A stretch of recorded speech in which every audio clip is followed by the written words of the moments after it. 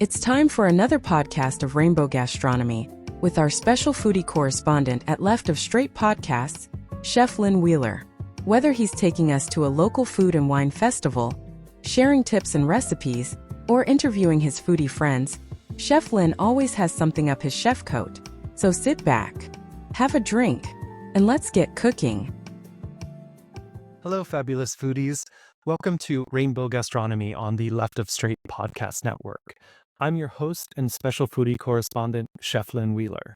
Today, we're diving into the vibrant, flavorful, and deeply soulful world of Filipino food and how it's making waves across the United States. I've been a fan of Filipino food for quite some time. I was introduced to Filipino cuisine in the late 90s in New York when I dated my first Filipino boyfriend, and have been enjoying it ever since. I am now married to another Filipino, and he and I cook some of these dishes at home frequently. So for decades, Filipino food was often overshadowed by other Asian cuisines like Chinese, Japanese, and Thai. But now it's finally getting the recognition it deserves, with dishes like adobo and lumpia and ingredients like ube taking center stage. But what's driving this culinary movement? And how is it reshaping perceptions of Filipino culture in America? Stick around because we've got a lot to unpack. Filipino food has been in the US for over a century, thanks to waves of Filipino migration. The first major wave came in the early 1900s with Filipino laborers working in agriculture and fisheries, particularly in Hawaii and California. But despite their contributions, their food largely stayed within the community. Why? Part of it was culture. Filipino immigrants often adapted their cooking to fit in, blending their flavors with American staples. Another reason was visibility. Filipino restaurants were few and far between, often catering to tight-knit communities rather than the mainstream.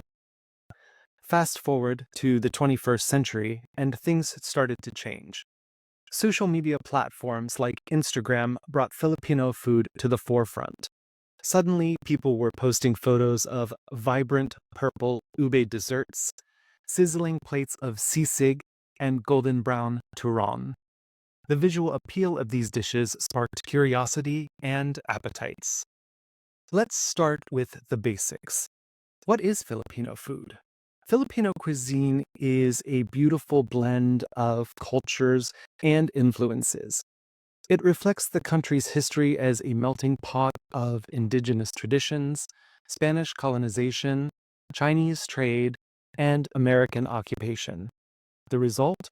A unique culinary identity that's bold, flavorful, and comforting. Think of adobo, a dish that's often considered the national dish of the Philippines. It's made with meat, usually chicken or pork, marinated in soy sauce, vinegar, garlic, and spices. It's tangy, savory, and deeply satisfying. Then there's lumpia, the Filipino version of spring rolls, packed with a flavorful filling and fried to crispy perfection. A delicious soup called sinigang, which is flavored with tart tamarind and calamansi, a citrus hybrid that combines the flavors of lemon, lime, and orange. And let's not forget pancit, a noodle dish that's a staple at Filipino celebrations. But Filipino food isn't just about the dishes, it's about the experience. Meals are often communal, often served family style, and they come with a side of warmth and hospitality. Now, let's talk about the chefs and restaurateurs who are redefining Filipino cuisine in America. Names like Tom Cunanan, the James Beard Award-winning chef behind Washington, D.C.'s Bad Saint, Margarita Minsky of LA's Republique, and renowned chef Dale Talde have become trailblazers. These chefs aren't just recreating traditional recipes, they're elevating them. Take, for example, modern twists like pork belly adobo confit or ube-flavored croissants. They're introducing Filipino flavors to fine dining and showing the world that this cuisine is as complex and refined as any other. We also can't ignore the rise of fast casual Filipino dining. Chains like Jollibee, with its sweet spaghetti and fried chicken, have become cultural icons. Now, trust me, if you haven't tried Jollibee, you need to get there as soon as possible. In my opinion, their fried chicken sandwich beats any other hands down. Smaller businesses, such as the food truck Señor Sisig in San Francisco and pop-up restaurants, helped introduce Filipino dishes like adobo, sisig, and lumpia to a broader audience. If there's one ingredient that's captured America's attention, it's ube. This vibrant purple yam has become a social media darling, thanks to its striking color and versatility.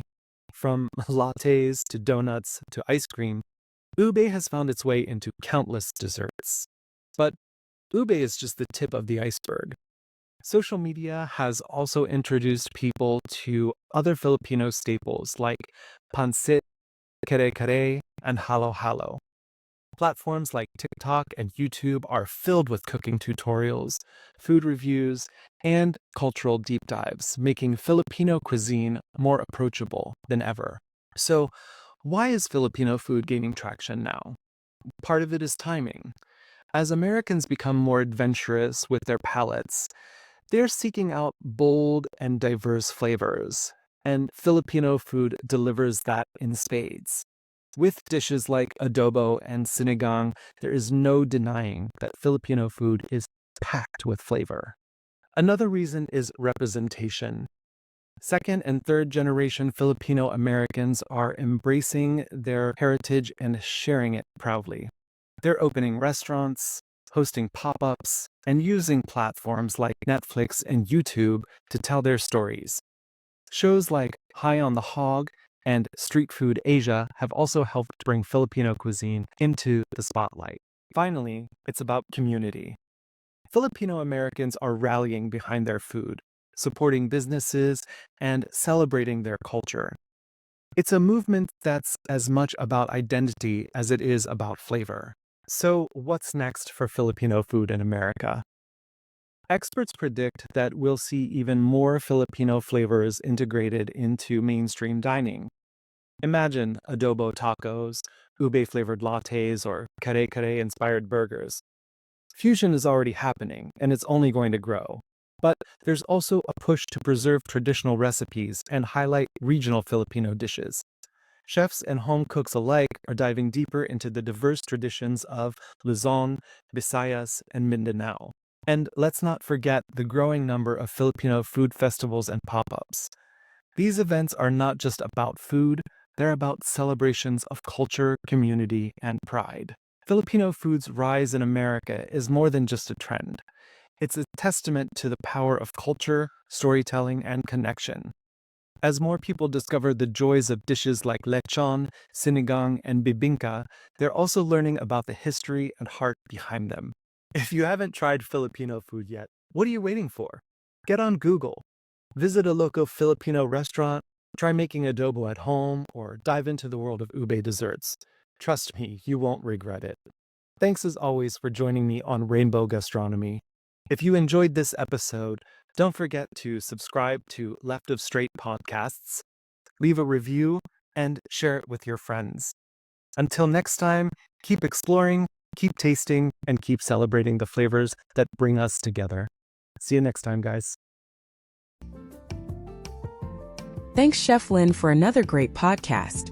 Be sure to like this on your favorite video or audio distributor with a thumbs up or 5-star rating, and be sure to look for Rainbow Gastronomy podcasts twice a month here on the Left of Straight Podcast Network. We'll see you next time.